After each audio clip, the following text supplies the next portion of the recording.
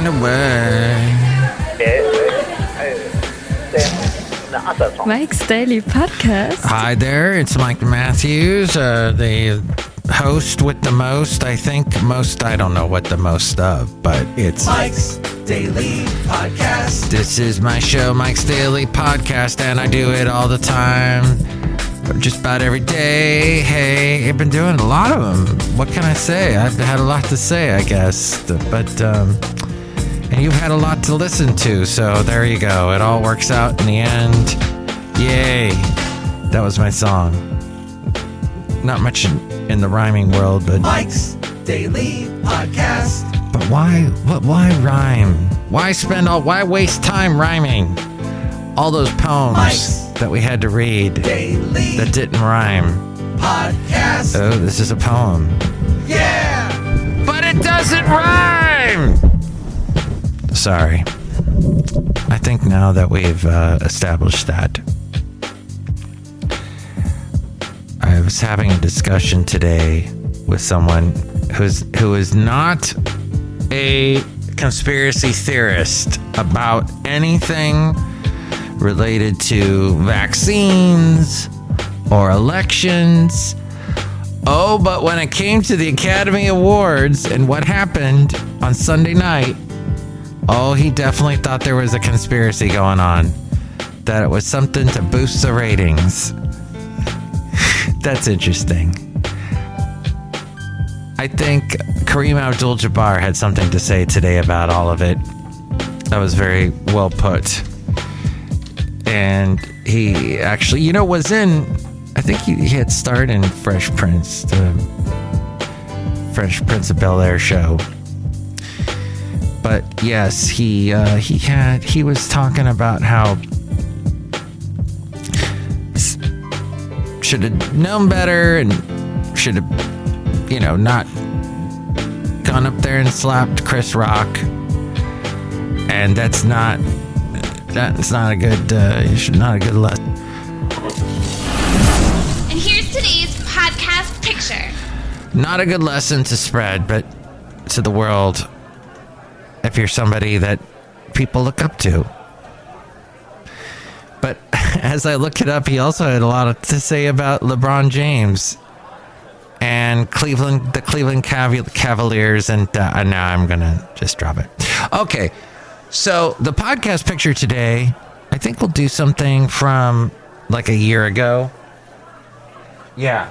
Why don't we do that? Something from a year ago. You can see it at MikesDailyPodcast.com. It'll be some wonderful picture. You can tell the whole family. And the late great Basil the Boxer. Yes. He and I did many a fun trip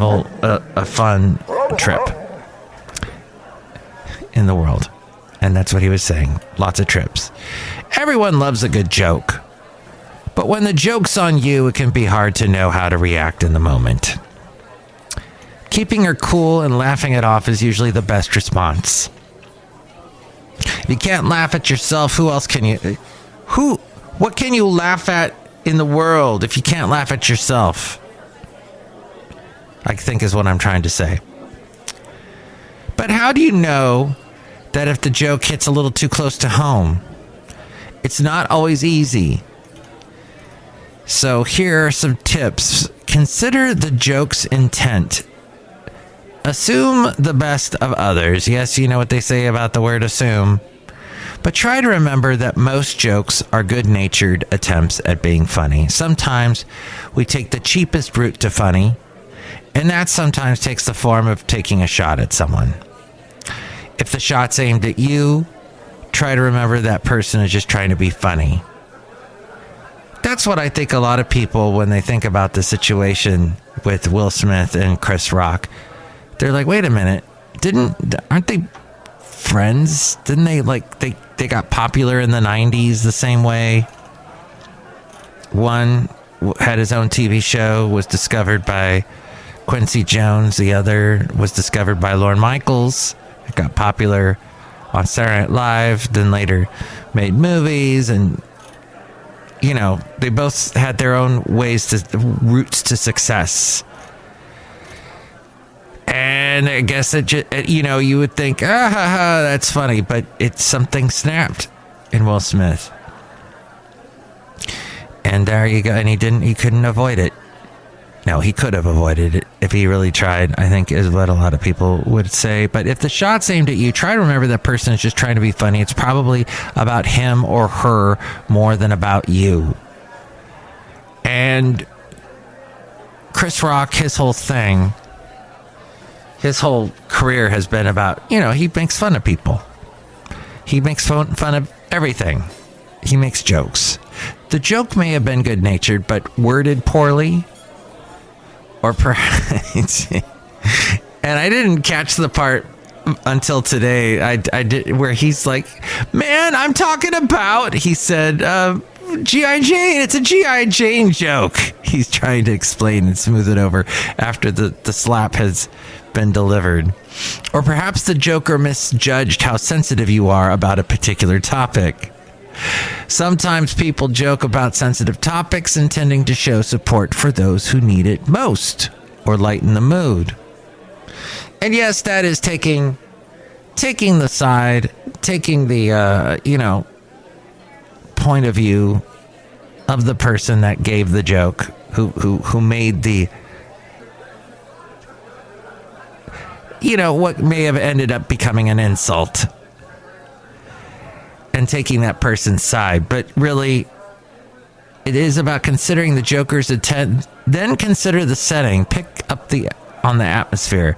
If the joke was meant to be lighthearted without intent to hurt you or anyone else, then you could be lighthearted right back. You may tease the Joker back to keep the dialogue going, or smile and brush it off.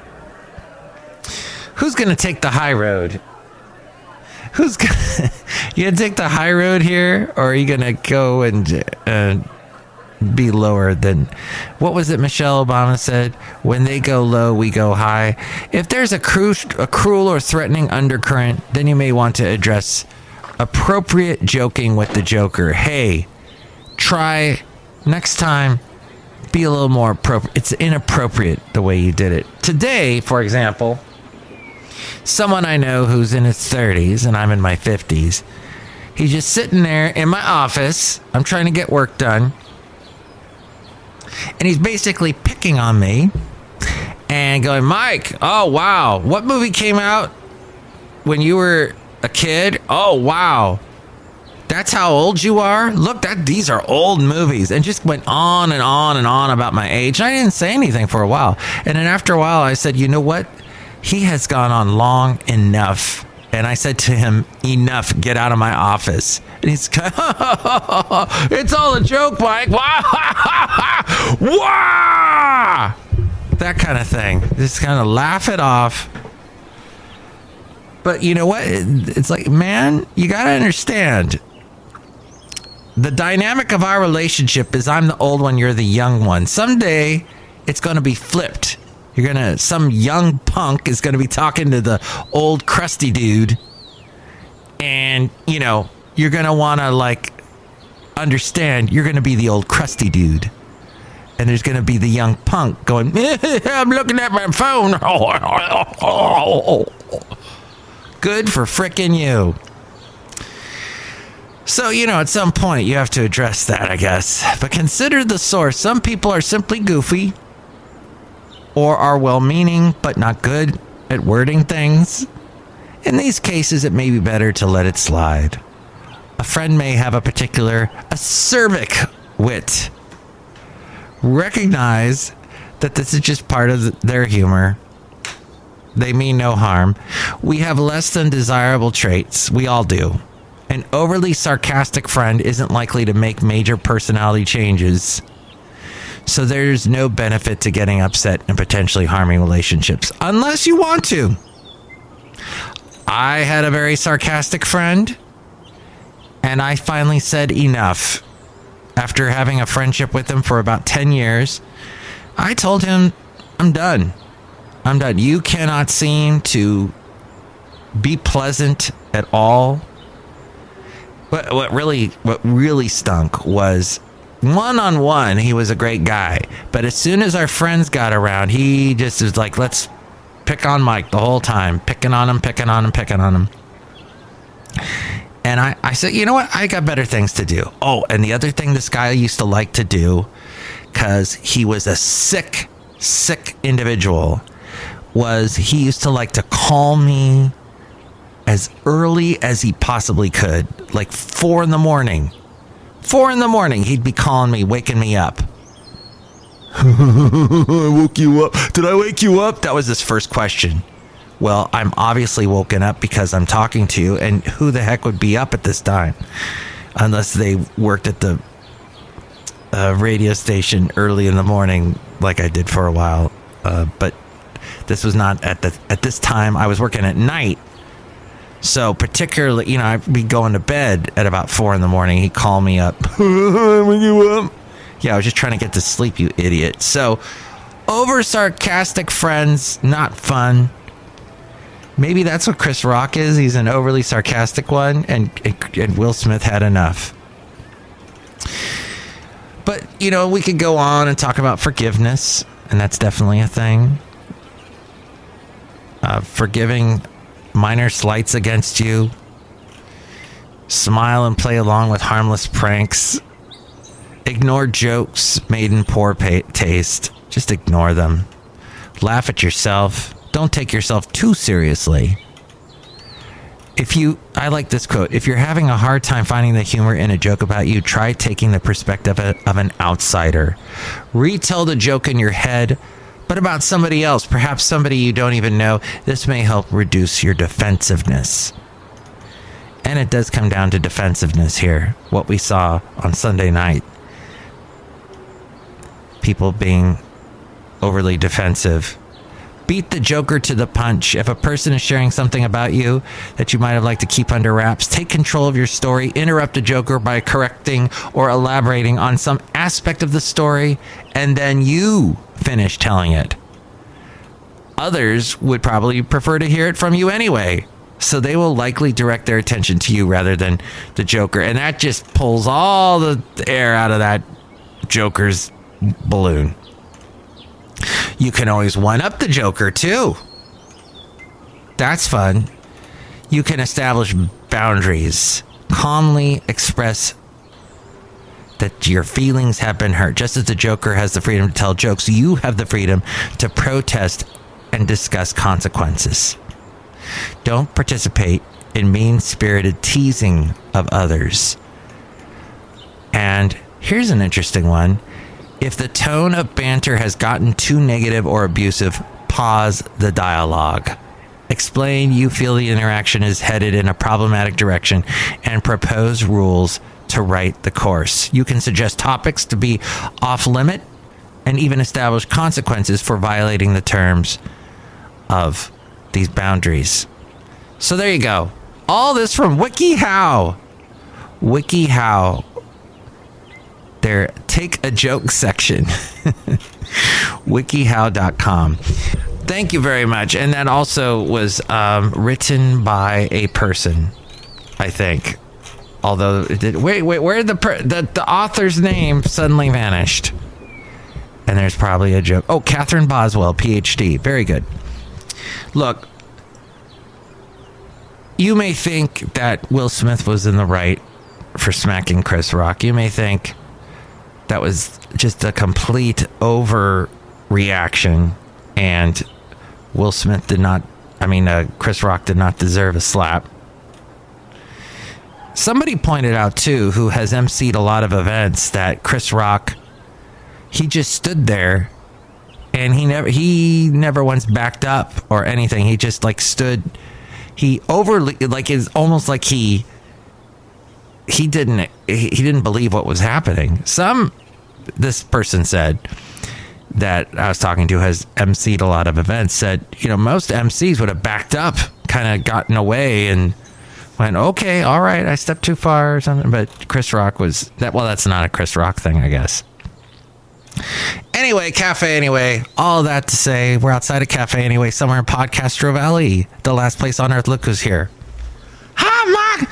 It's Benita the Rodeo Queen. How y'all doing? I had to Disgruntled Fiddle Player tell you what. What? If you tell a joke about me and I don't like it, I'm going to come over there and punch you square in the face. Okay. All right, that's good to know. I wasn't going to make a joke. Wasn't going to say anything. Everything's cool. That's right, it is. Okay, good. Look who else is here. Oh, Mike, I make delicious root beer. Excellent. I would love to have some root beer, but I have to wrap up the show, and then I'll drink it, because I have to say next show it's going to be Madame Rootabega, Valentino, and Bison Bentley, and you can tell me what you think about anything we covered today. Chime in like a chime, like a wind chime, or a wind catcher, or something. Making noise, make some noise, and call 336MM Daily. That's 3 + 3 = 6. MM as in Mike Matthews, Daily as in what this podcast is. And we will converse that way. All right. As I drink the root beer, taking us out, it is A Frame. Now that's legit. Oh, and that was episode 2409. 2409. Mike's Daily Podcast is written and produced and performed by Mike Matthews. His podcast is super easy to find. Download or listen to his show and read his blog at MikesDailyPodcast.com. Email Mike now at MikesDailyPodcast@gmail.com. See you tomorrow. Bye!